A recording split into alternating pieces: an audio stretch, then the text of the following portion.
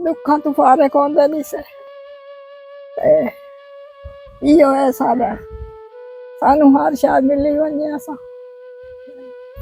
राजी आ मैनू मेरा पुत्र पथरियां ही हैं साडा करण वाला ही कोई नहीं असा दो मां पुत्र दमी दम मां सानू ये हर शायद महीने दे महीने मिली वने ते मेरी मदद होई वने मेरे पुत्र नी अखी दी भी मैं तो आथे राजी आ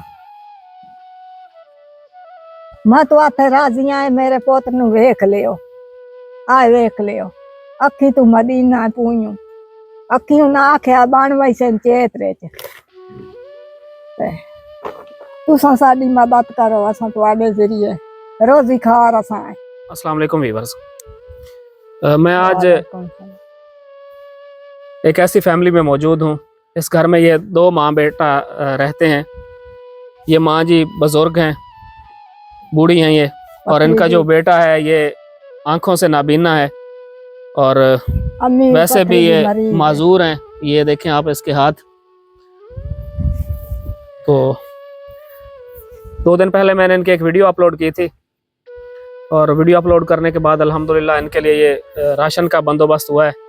एक अमानत एक बहन की तरफ से लेकर मैं हाजिर हुआ हूँ, सैयदा सकीना बीबी और रेशम बीबी की तरफ से। तो ये राशन मैंने इनके हवाले कर दिया, बाकी कुछ बात माँ जी से कर लेते हैं। अस्सलाम वालेकुम। वालेकुम। अम्मा जी की हाल है? ठीक ठाक हाँ। ठीक हो? ठीक है। सानू राशन मिले वने महीने दे महीने असा बहु मजबूर हाँ, असा बहु जलील हाँ, असा रोजी तो बहु तंग हो वने हाँ। सानू हर महीने दा राशन मिले वने। और की परेशानी है तुहाडी? और परेशानी है साडी जी जी दुखा तो फारे कौंदे नहीं से इहो है साडा सानू हर शायद मिली वने असा राजी आ। एनू की मसला है तुहाडे बेटे नु? इसनू शुकारी है जी। एनू अखी तो ही मुताज है ते एनू कमजोरी भी है कोई नहीं है तार समझदा पूरा सूरा बंदा है। अच्छा हाँ जी हाँ गल कर लेंदा है? नहीं गल दी समझ मैनू सानू पवंदी है दूए बंदे नहीं पवंदी। ते एदा इलाज कीता है तुसी? असा साय कीता है दा इलाज बहु कीता है दा इलाज निके होंदे आ इसनू आप हो जाए ते ओसे च एदी जबान बंद हो। ते निगाह जेड़ी आई ओ? निगाह ता ए पीछे होई है निगाह। अच्छा निगाह चेक कराई है कि नहीं तुसी एदी? कराई है ना खे बन वैसे बन सेन होन जने ठड्डी गुजर सेन ता चेत फगाने। अच्छा जी हां बन वैसे जने। चलो अल्लाह पाक खैर करे सी इंशाल्लाह। तुहाडी सेहत ठीक रहंदी है? जी हां बस। ते मोर घर दा गुजारा किवें करेंदे हो? अल्लाह देंदा तू समय दे सजन देन ते खा बाने आ ए शाला रिजवान दे बच्चे जीवन ते अल्लाह पुत्रा अल्लाह करो आमीन। ए सानू वाथे निकामानी करेंदा है बाहर ही करेंदा ते ए मोर सानू राशन दे वंदा सा ओ खमदे पीने आ माशाल्लाह अल्लाह बहु दे वो अल्लाह पाक नु अजर देवे मां जी। साडे पना में नु रब मक्के दी हाज करायो अल्लाह बचे अल्लाह करो आमीन। ते तुसी मोड़े इलाज मुआलजे दे पैसे किदू लेंदे हो? बस इलाज मुआज पे कह दिते चाता ला ले नहीं ता बैठा रहा। सेहत खराब होंदी है मोड़ दवाई तुसी किवें लेंदे हो? बस कोई दे वने त मोड़ ला लेने आ कोई ना दे वने कहे चा 100 दिता कहे 50 चा दिता कहे 200 चा दिता बस उसे नाल वक्त अपना टपाइने आ।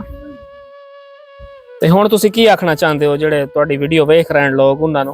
उन्हां नु इहो आखना चाहने आ भाई सानू राशन महीने दा मिलिया वने हर महीने दे विच ते सानू रोजी पानी मिली वने ते सानू पैसा पाई मिले वने। किस वास्ते पैसा पा? भैया कोई लोड शोड पवे दुख सुख दी। ठीक है इंशाल्लाह। एदा इलाज हुन कदों अखी चेक करावणी तुसी मां जी? असा दिस दे दे चेतरे च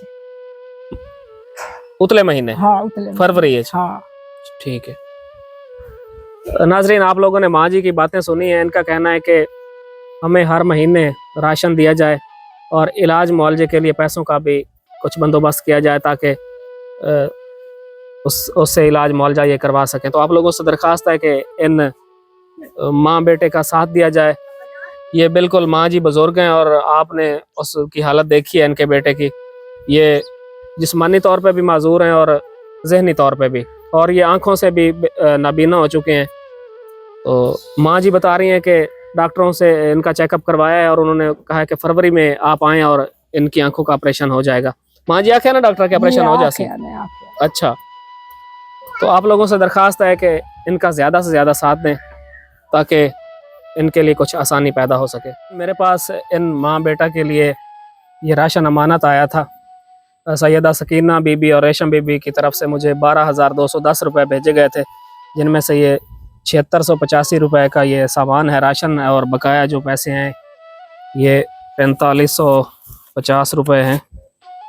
ये मैं इन माँ जी के हवाले कर रहा हूँ। माँ जी 12,210 रुपये मेरे को अमानत आया ना ਤੁਹਾਡੇ ਵਾਸਤੇ, ਤੇ 7685 रुपये ਦਾ सामान है राशन ਤੁਹਾਡੇ ਵਾਸਤੇ, ਤੇ ਬਕਾਇਆ 4550 रुपये ਜਿਹੜੇ ਮੈਂ ਤੁਹਾਡੇ ਹਵਾਲੇ ਕਰ ਦਿੱਤੇ ਨੇ।